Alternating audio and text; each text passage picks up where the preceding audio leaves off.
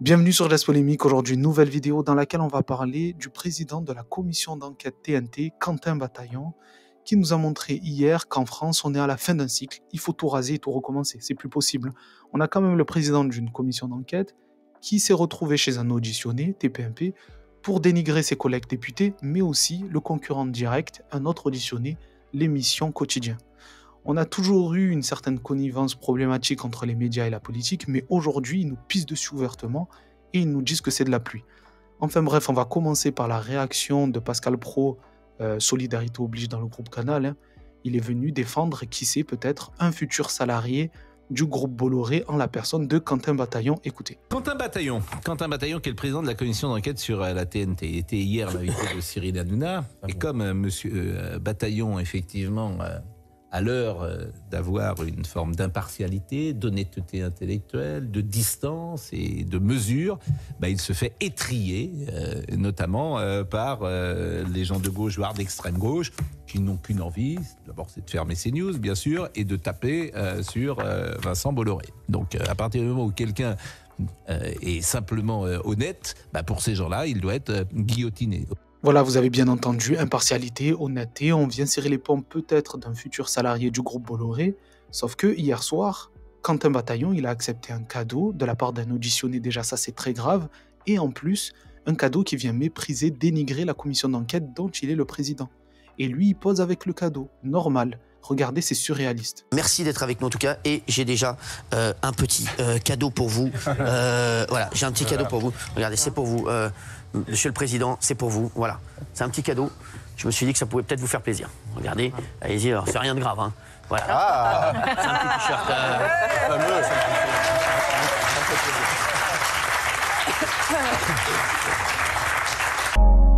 Voilà, donc l'impartialité, je la cherche encore, et surtout qu'après, il va avoir des commentaires négatifs à l'encontre de l'émission Quotidien.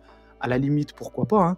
Mais je rappelle quand même qu'il est président, il n'est pas rapporteur, il n'est pas un député intervenant, il est censé être impartial, mais surtout ce qui est terrible, c'est qu'il le fait dans l'émission d'un autre auditionné qui est concurrent du premier. C'est scandaleux en fait. Été surpris de l'attitude de l'un et de l'autre parce qu'on a annoncé une audition très mouvementée avec Cyril, ce qui n'a pas été le cas. Et Yann Barthès n'a pas été très sympathique objectivement parce qu'il a dit qu'il n'était pas content d'être là, etc. Est-ce que ça vous a surpris? Je crois que c'est la première fois que je me suis énervé, entre guillemets. Vous avez vu que je suis un garçon plutôt calme. Énervé sur les auditionnés parce qu'en fait, vraiment, il y a une attitude assez arrogante dès le début. Il refusait de répondre à nos questions, tout simplement. Donc je posais une question et il regardait les gens du RN, tant mieux qu'il regardait les gens du RN, mais c'est eux qui répondaient à autre chose. Donc à un moment, c'était quand même pas vraiment l'exercice, donc on leur l'a rappelé de manière polie. Oui d'accord, mais lorsqu'il s'agissait de Serge Nedjar, un des boss de CNews, à qui on demandait des comptes par rapport au traitement de l'information sur sa chaîne, vis-à-vis notamment du conflit israélo-palestinien, on lui a posé une question simple, est-ce qu'il condamnait l'assassinat de ses collègues journalistes palestiniens, oui ou non?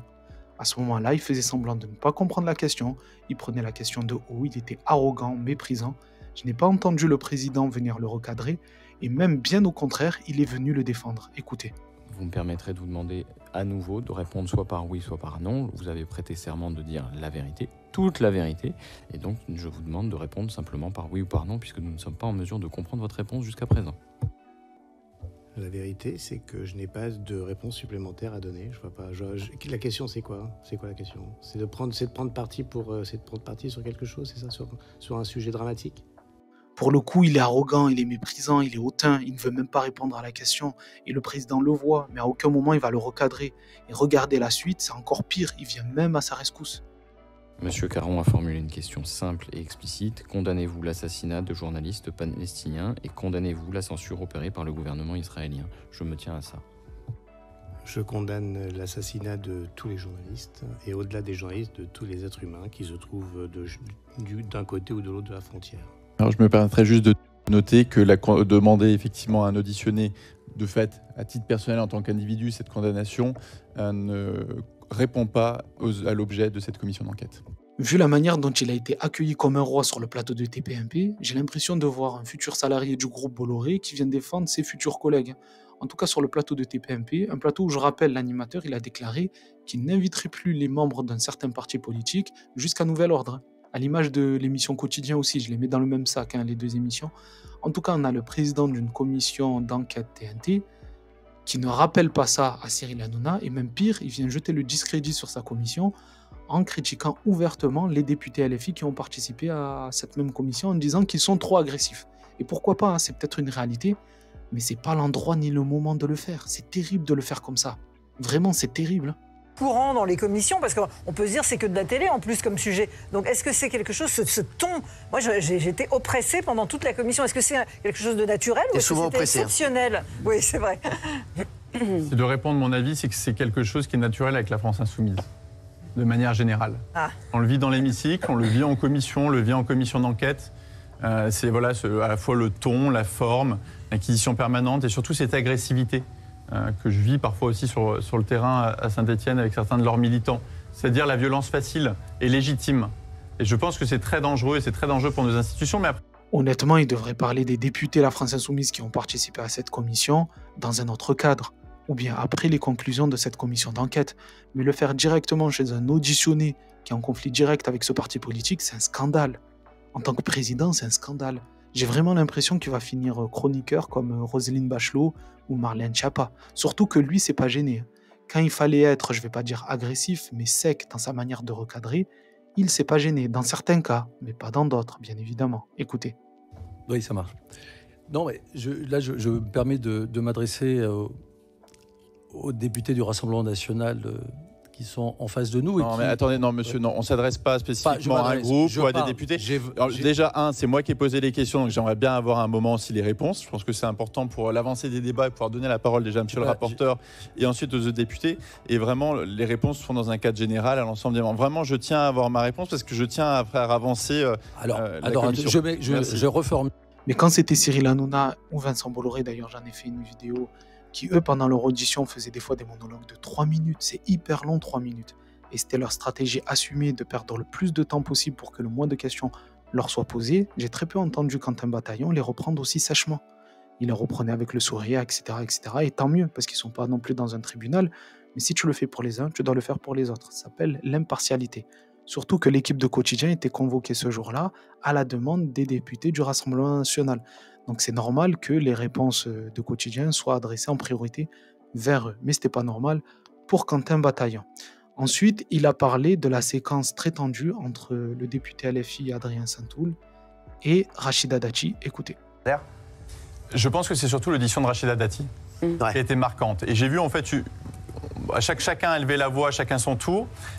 J'ai vu l'audition dérailler. Je me suis dit là ce que j'ai soufflé au rapporteur, je dis mais là en fait tu es en train de faire dérailler l'audition dans le sens où si même lui il avait un objectif à atteindre et qui est louable, j'ai pas de sujet là-dessus, c'est son rôle, il n'allait pas l'atteindre. Parce qu'en fait, il y a un moment, on allait devoir mettre fin à l'audition parce que ça allait trop loin sur le fond et sur la forme. Et en plus, comme je l'ai toujours dit, notamment cette audition, on est très regardé. Et les gens sont exigeants et attentifs à l'image qu'on renvoie aussi de l'Assemblée nationale. C'est pas Voilà, donc pour lui, ça allait commencer à partir en vrille. Je vous mettrai peut-être la séquence en illustration pour que vous compreniez de quoi on parle. Mais en bref, c'est le député Saint-Toul qui a plus ou moins insinué que Rachida Dati avait été nommée en tant que ministre de la Culture parce que Bolloré l'aurait susurré, murmuré aux oreilles du pouvoir. Avez-vous eu connaissance de la rencontre entre Emmanuel Macron et Vincent Bolloré en septembre dernier par d'autres moyens que l'existence d'un article de presse du Monde sur le sujet? Je n'ai aucune connaissance des rencontres du président de la République avec les personnes qu'il souhaite rencontrer. Estimez-vous qu'il existerait un lien entre cette rencontre et votre nomination? Là, ça devient très personnel. Non, mais ça devient très personnel, monsieur le rapporteur. Je prends aussi à témoin les députés. Moi, je veux bien. Mais là, vous allez trop loin, monsieur le rapporteur. Je vous le dis. Voilà. Non, ce sont des questions qui soupçonnent des choses. On entend, Madame la Ministre, que c'est pas acceptable et c'est dommage, c'est pas la première fois qu'on vous auditionne. Effectivement, personne s'était jusque-là comporté avec vous, malgré toutes les différences politiques. Donc, je vais laisser au rapporteur le temps de regarder ces questions de manière à ce qu'elle respecte bien le cadre de la commission. Chose qu'elle aurait très mal pris, je peux le comprendre. Et donc, à partir de là, ça a été extrêmement tendu dans les réponses et dans les questions. Donc, je suis plus ou moins d'accord avec lui que c'est parti un petit peu trop loin, mais je pense qu'il y a un juste milieu à trouver. C'est-à-dire qu'il ne faut pas non plus être dans le trop consensuel, le genre d'interview ou de commission qu'on a d'habitude, où tout le monde s'endort, on n'apprend absolument rien. Il ne faut pas oublier que ce soit les médias ou les politiques, ils font la pluie et le beau temps en France et ils ont des comptes à nous rendre. Que ce soit les médias subventionnés ou auxquels on a accordé un canal TNT et à partir duquel ils peuvent gagner de l'argent, ils ont des comptes à nous rendre. Et de l'autre côté, les politiques nommés ou élus à qui on donne le pouvoir de gouverner le pays, ils ont aussi des comptes à nous rendre. Donc les deux ont des comptes à nous rendre. Je pense que dans les questions, il y a un juste milieu à trouver entre l'agression gratuite et le consensuel, au travers duquel on n'apprend absolument rien. Voilà. Dites-moi vous ce que vous en pensez de tout ça, de ce scandale absolu selon moi. Et puis n'hésitez pas à vous abonner, à mettre un pouce bleu, à partager la vidéo. Moi je vous donne rendez-vous à la prochaine vidéo. Dans tous les cas, on est ensemble. Prenez soin de vous. Ciao!